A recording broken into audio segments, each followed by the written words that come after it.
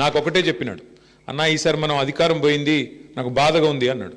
ఎందుకన్నా ఏం బాధ అంటే, లేదన్నా నేను చాలా కొట్లాడిన ప్రతిపక్షంలో, కొట్లాడి అలసిపోయిన నిజానికి. ఈసారి గవర్నమెంట్ వస్తే నేను మా అలంపూరు చరిత్రలో ఎన్నడూ జరగని అభివృద్ధిని చేసి చూపెడదాం అనుకున్నాను. కేసీఆర్ గారికి నా మీద ప్రేమ ఉంది. నాకు తప్పకుండా నేనేది అడిగినా చేసేటోడు. బ్యాడ్ లక్ ఏంటంటే నేను కొద్దిగా లేటుగా, నిజానికి ఒక దశలో నేను రాజకీయమే వదిలేద్దాం అనుకున్నా. కానీ కేసీఆర్ సార్ నన్ను పిలిచి ఎమ్మెల్సీ ఇచ్చి నన్ను కూర్చోబెట్టి నువ్వు ఉండాల వెంకట్రామ్ అంటే నేను ఉన్నాను. నాకంటూ వ్యక్తిగతంగా ఏమీ లేదన్నా, నా కాన్స్టిట్యున్సీ నా జిల్లా బాగుండాలా అని నిజంగా చెప్తున్నాను. నేను అధికారంలో ఉన్ననాడు కూడా ఒక్కటంటే ఒక్క రూపాయి పని కూడా అడగలేదు వెంకటరామరెడ్డి గారు. ఒక్క రూపాయి పని కూడా ఏమన్నా అడిగినంటే మా కాన్స్టిట్యున్సీ, మాకు అలంపూర్కి ఇది కావాలా.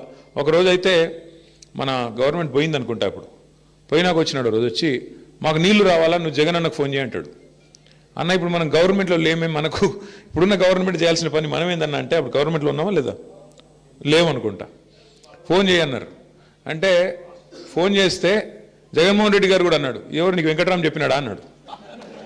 అవునన్నా చెప్పినాడు అంటే, నాకు కూడా ఆల్రెడీ చెప్పినాడు, మరి నీకు కూడా చెప్పిస్తున్నాడు. మొత్తానికైతే మొండోడు అంటే అంత కమిట్మెంటు. ఇప్పుడు ఏం అవసరం ఉంది, మేము గవర్నమెంట్లో లేము, ఈ గవర్నమెంట్ని తిట్టుకుంటా నడిపించేయచ్చు. వీళ్ళు చేయట్లేదా, వీళ్ళు చేయాల్సిన పని చేయట్లేదు, వీళ్ళని పట్టించుకోవట్లేదు, దున్నపోతు మీద వానబడ్డట్టున్నారని దులుపుకోవచ్చు.